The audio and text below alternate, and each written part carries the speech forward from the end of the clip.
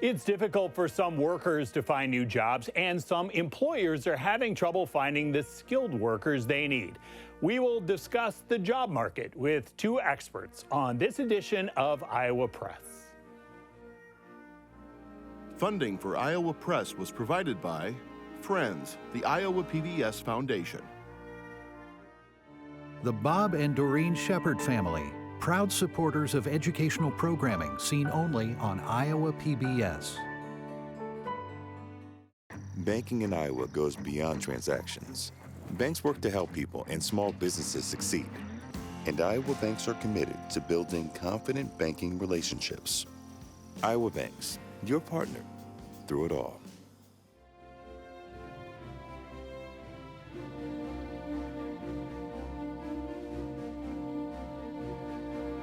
For decades, Iowa Press has brought you political leaders and newsmakers from across Iowa and beyond, celebrating more than 50 years on statewide Iowa PBS. This is the Friday, January 9th edition of Iowa Press. Here is Dave Price.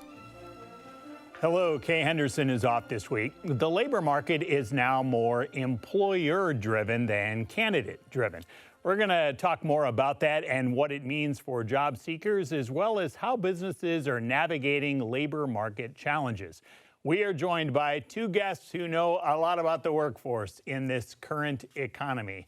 David Leto is president and CEO of Palmer Group, an employment and talent agency based in West Des Moines, also has offices in Cedar Rapids and Oshkosh, Wisconsin. Hello to you, sir. Hello.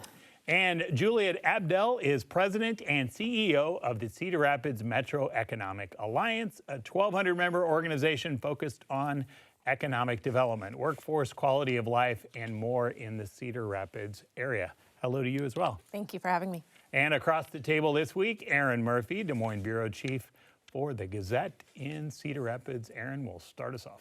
Yeah, David, I wanted to ask you first because your organization put out a report recently, and Dave alluded to right at the top where the report said, and sort of a flip from where we first came out of COVID, where now the market has shifted from a candidate-driven to an employer-driven market. Tell us, first of all, a little bit what that means. Well, the hiring market has slowed over this last year and a half, 2 years. So we're seeing less job opportunities. Salaries have calmed down. Employers are making decisions maybe they've delayed making when the market was high and hot. You're seeing less turnover, and we've seen an increase in layoffs. Is that what you're seeing in Cedar Rapids, Julia? We're definitely seeing that, and you know, I would preface by saying that COVID was just one piece of the problem in workforce, and workforce has been an issue even more so, not just in Iowa. It's all over. There is no community. This is my fourth state, right? There is no community that's figured out how do you deal with workforce and the challenges because it's so integrated in economic development, existing industries, and those projects that we're trying to bring here to the forefront. So COVID was a part of that. Then you combine it in a community or a state like ours with what we call the silver tsunami of those that are aging out, our retirees. And you've got this combination of even public policy that impacts our workforce and whether we have individuals that are here legally and able to work and the backlog on visas and permitting. And so it's all kind of come together to this head of what are the solutions that we're able to provide and how do you fill existing roles and how do you also look at bringing in companies that you know are going to require particular skills, particular number of people that are either in that space, in our labor shed, or even in the surrounding states. Dave, in your salary guide, one of the things you've noticed is this shift. So we had the COVID shift where so many people were allowed to work from home potentially for the first time. And now things are kind of going the other way. You've got some businesses putting you back in the office full-time, some doing some kind of combination. What are you seeing? Yeah, that's one of the decisions I think a lot of companies delayed when the job market was high. With turnover, the quit rate has dropped significantly, and employees are more staying put these days than they were here a few years ago. So that's led to companies making the decision, you know, as the CEO of a company, you really have to decide what's the culture you want in your organization. And I think a lot of companies have missed that collaboration. They've now are feeling that impact of the culture over the many years. You're trying to train and educate new employees without some of your experienced staff around. It's just been a difficult market. So we've seen a lot of companies over this last year, and I know of some companies that are continuing to make those decisions to bring people back more. The hybrid workforce is still popular. But what went from 1 or 2 days in the office is now gone to 3 to 4. We're also seeing a lot of companies go back 5 days. They're just doing it across the board, and we're getting people back in the office. And the full remote jobs are just not easy to get anymore. Did I see a 0 in the report for full? That's what you saw. Yep. You know, we see more of the full remote jobs when it comes to IT or technical talent, or you really have to broaden your horizon in order to get the talent you want. So we still see more remote jobs in the IT space, but other than that, there's just very few full remote positions anymore. As you're recruiting folks to come to try to get them to move to Cedar Rapids, what kind of conversations when it comes to this either hybrid situation? How much of that affects it, right? So there are a couple points that I wanted to go ahead and tack on to. When we share that the quit rate has gone down, that's really given permission for those employers that were apprehensive to tell them to come back in, to go ahead and make that decision too. And so we're seeing a lot of them have come back to the office. And where the hybrid have mostly stayed is where it's been more competitive, meaning that there are other industry competition and other partners that could potentially poach those employees. And that's traditionally been in our kind of finance or insurance, which, as we know, is pretty predominant here in our state. In terms of those projects that are looking to come here, we definitely look at not just in our region that we serve, so Cedar Rapids and within our Cedar Rapids, Iowa City region that we have, but then we expand it out to about 160 miles, which does incorporate to the west, north, and south of us, and then we even more so will magnify it into even some of the Chicago market. And so you might wonder, what is that going? How does that play and how does that affect? Well, some of those companies that are hybrid may only need them in the office a few days out of the week, and so we're not geographically bound when it comes to some of that workforce. They can live in those places and continue to work in our communities. And then other times they could be employed by those companies that are here, but continue to work where they are. The interesting part about whenever you talk about remote jobs that we have, and it's where it's at 0 here, we actually had a job attraction campaign that we had just ended about 60 days back. And the goal was to bring in at least 15 newcomers, so 15 families into the Cedar Rapids region. And we achieved that by going after those individuals that had remote positions. So they did successfully move to our market. These are 6-figure salaries that they have. And they retained their jobs in the other states, but now they're living and working in our community. So they're working remotely for another company that's in another state, but directly benefiting us in all the other elements as a resident, as internal tourists into the state of Iowa, and then as someone that benefits from those amenities of quality of life, schools, and retail and restaurant. Julia, is there a generational element to this? Do younger workers feel much more strongly? Yeah, please expand on that. So the goal was to target those younger professionals. And we generally know that anyone that is starting out a family usually will have a change of heart if they're in a particular place that may not be safe, may be not as affordable, or may be harder for them to have a backyard for those kids to grow up. And so that's the time that they make a decision of whether or not they want to either boomerang back to Iowa or choose to move to a community that's a little bit lesser of a pace if they've gone to any of our coasts or any of those other markets. And so we did target those that are between the age ranges of 21 to about 45. And out of those, we did have a percentage of them, about 30% or so, that were boomerangs, so they came back. They were in some capacity living in Iowa, and others that were first-time movers into our community. And it goes back to the cost of living being incredibly low, having a community that's the #1 place for millennials to home by, and that we're 7th nationally for being a safe community. I mean, those combinations in themselves are just amazing reasons for someone to want to start a family. Dave, I was saying before we started the show that I've been reading your salary guide for years, and your guide is always helpful for me and for some of my friends, especially when it's contract time and we're trying to think about how much of a raise do we ask the boss. If you look at what this latest report shows, the money that companies were throwing at the workforce when COVID hit, the raises look a lot different now on average, right? They do. Yeah, they have definitely calmed down. We're seeing 5+%. Some remarkable 10, 15%, some people. But yeah, those have calmed down a lot. That 3 to 4% is still pretty average, to help keep up with the cost of inflation. But the 1 to 2% has become more popular as companies have really dialed back things. And just going back to your last question about the work from home situation, I think we need to talk about the flexibility piece. And no matter the work location, that flexibility piece, having people in an office 5 days a week doesn't mean they can't have true flexibility. And I think that has helped. Employers have embraced that, whether it's dropping kids off in the mornings or in the evenings. And I think some of that, having that flexibility piece, and you tie it in with, understanding the salaries are going to be a little bit more modest. And when people are interviewing, they're really not expecting the huge increases that they were getting, which I think has lowered the quit rate. So all this stuff just ties together. Is it hard? You're also the boss of your company. So your employees see the salary guide, right? They do. So that's got to be easy for them when they ask you for a raise, right? We get a lot of those requests, actually. You can't lowball them, can you? Cannot. No.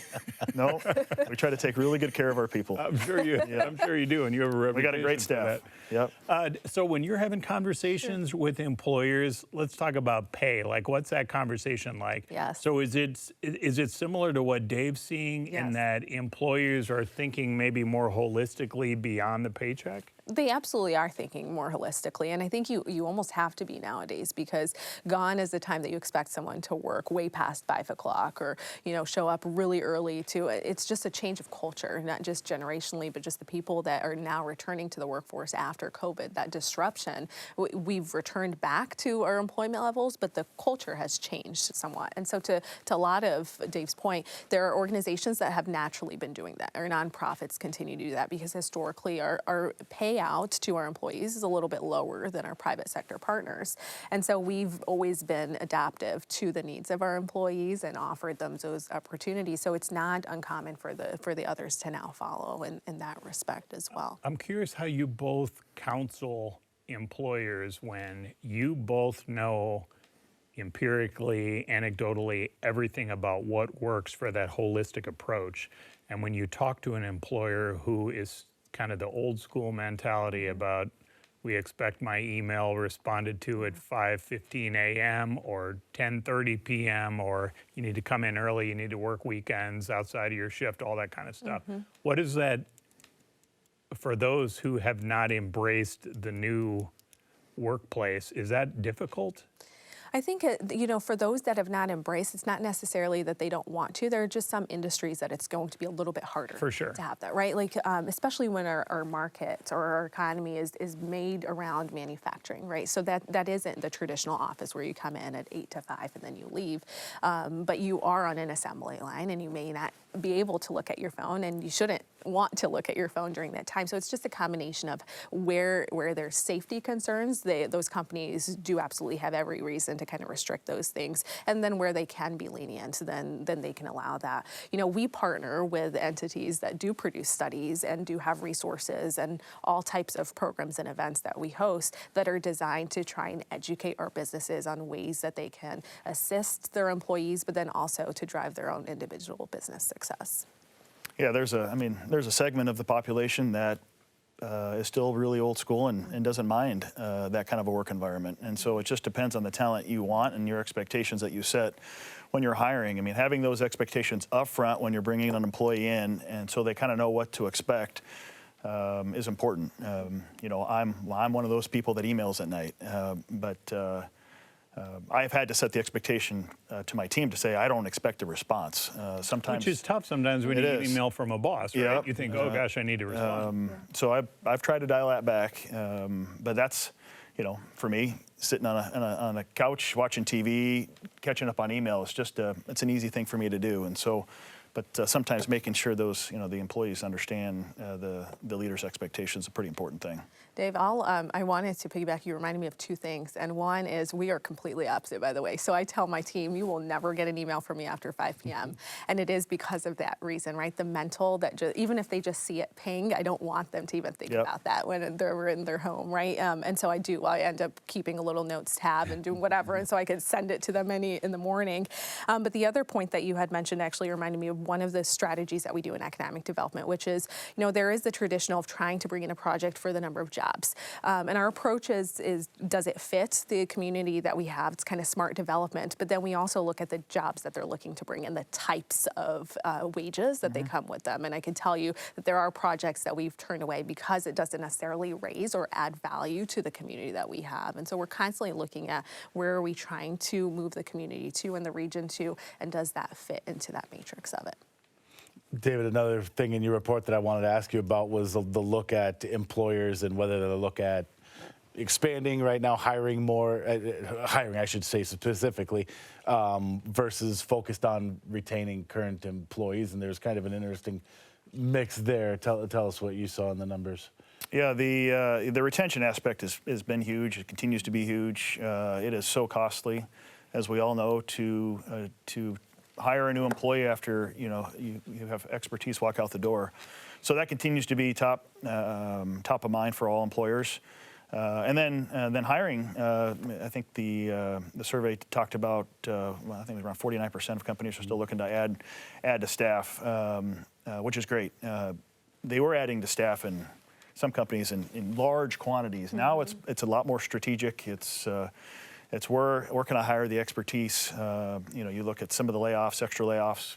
Maybe I can bring in some talent that I wouldn't have had access to before.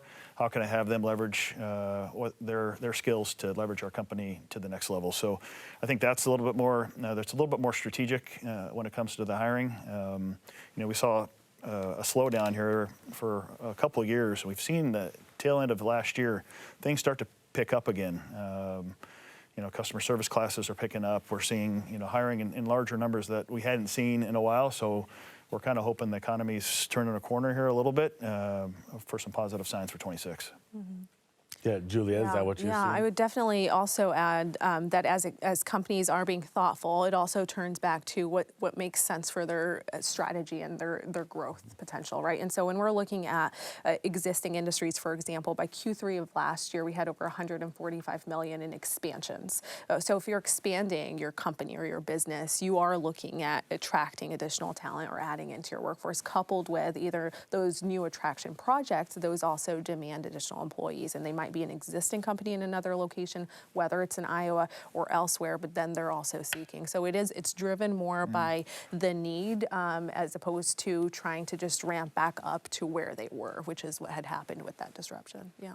And then Juliet, for those employers that are especially hiring, or maybe to a certain degree, trying to make sure they retain employees too. You touched on this earlier. I wanted to ask you how important is quality of life that you're hearing from? Yeah, it's super important, particularly if you're trying to attract the demographic that we were looking after for those remote workers. So that was the younger professionals. The younger professionals are going to want to be in a community that's vibrant, that has things to do, where they can enjoy and truly live and still be able to contribute in some way. Some of the other jobs that we're also seeing with an uptick in that are project-driven have generally turned around and focused around the trades in particular, and those are a different type of demographic. So they may not necessarily be as focused on quality of life, but they're definitely focused on the continual workload that would keep them in the community as opposed to staying where they are. So that's one component. The hospital, so those are the two industries. If I'm talking about trades and manufacturing or trades in any of the development projects, that's one area. The other is in our hospitals and our large employers being in the medical. They generally are trying to seek specialists or physicians or those that are more experienced, and they're coming from markets that are beautiful and sometimes very lavish. And so you are trying to make it an environment that they not only are able to contribute in the medical space that they're in, which so many enjoy doing, but also be able to see themselves and their family live in. We have the legislature will go back into session next week, so that's probably why this is on my mind. But as you're talking to companies about potentially moving here, I bring up, we have heard for a while that while we have been a slow growth population-wise, stayed for a long time, this kind of mismatch with skills and what we are not cranking out enough of in certain areas. Is that something that comes up with you? And then maybe specifically, what do you think we're still missing? You know, I think one of the ways that we try and support our existing workforce is by looking at upskilling opportunities. And one very great program that the state has that provides funding for it goes toward our community colleges and that we administer is the job training program that we have. So taking an employee and allowing them to get the experience to then continue in the role that they're in or to move in. So that's one way that we've been able to address that. We've always supported those apprenticeship programs, career pathways to try and essentially adapt to the current demands that we have in the workforce because those continually change. And so, you know, I think to your point, there are individuals that have continued to be in a particular line of work that are looking to transition into something else, and we want them to enter those particular spaces. But we're also trying to protect those existing dollars that support those trainings and programs that allow for that in real time being able to create those types of programs for them. Dave, Palmer Group, so you're doing temporary positions, contract workers, full-time too, and you've done this for a while. What are we missing? So the employers looking for what that we don't have the skilled people in that sector? What are we missing? Well, a couple areas we don't, healthcare, of course, we don't do a lot in that space, but you hear that across the state. And then, you talked about the skilled trades. The apprenticeship programs are great for the companies, manufacturing companies. But our biggest area of our business and what we've seen growth in over the last year was our technical space, our IT space. And that demand is where, we're having to pull talent from other states and have them work remotely in order to fill jobs for Iowa companies. So that space continues to be hot. Even with all the layoffs at some of the big companies. Yeah, we've experienced a lot of growth in our tech space. I think with some of the AI stuff, and I'm sure you'll get into that, but sure. You're seeing a little bit less demand for developers. Where AI is doing some of that coding now. But that's switching to cybersecurity and all the fun stuff that the technical folks have to protect businesses with. So. Accounting, we're still not producing enough accountants out of our schools to take care of the demand there. I think it's gotten a little bit better, but I think I heard a stat here a year ago that we were graduating 1 accountant for every 6 need. So I still think that's going to be a demand. I think with the technical AI stuff, that might lessen that as some of that automation takes hold. But so those are some of the areas I would think of. My son has an accounting test today. He's a sophomore. I hope he does well after hearing it. Yeah, that might be something he wants to stick with. Yeah. We're into our last couple minutes here, so maybe just enough time for each of you to address this once. Let's talk about AI, and we'll start with you, David. You can finish your thoughts there. Sure. I know it's a big question in a short amount of time, but where are you seeing the biggest disruption, or maybe, and where are you seeing possible opportunities?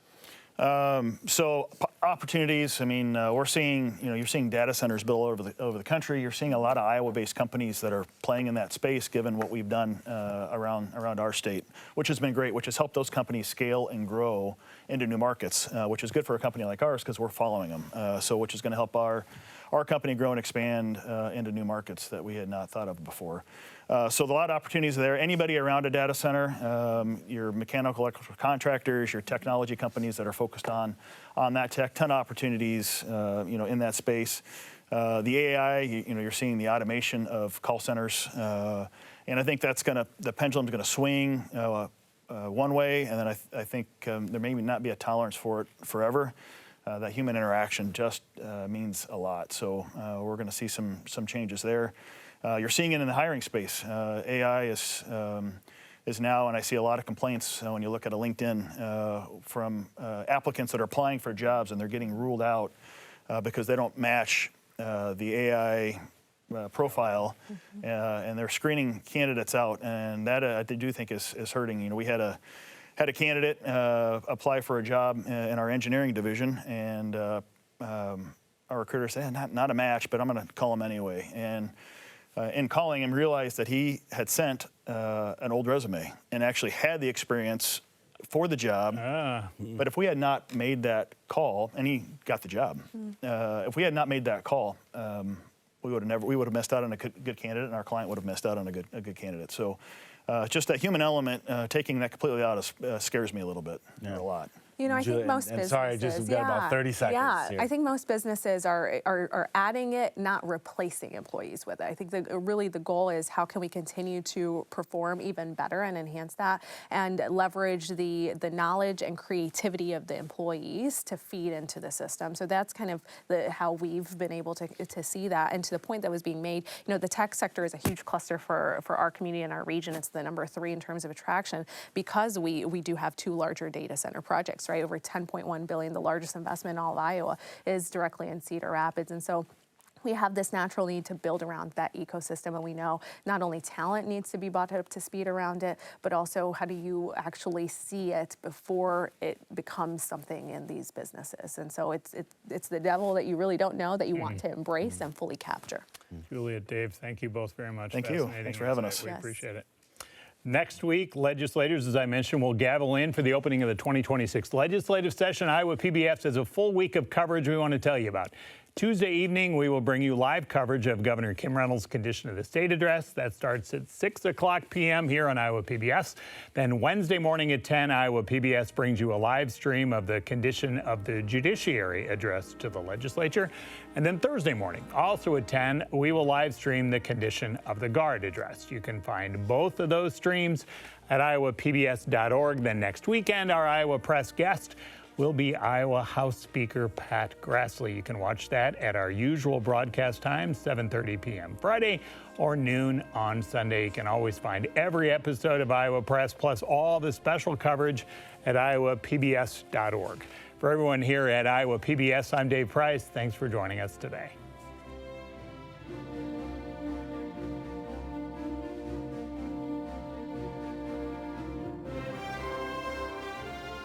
Funding for Iowa Press was provided by Friends, the Iowa PBS Foundation.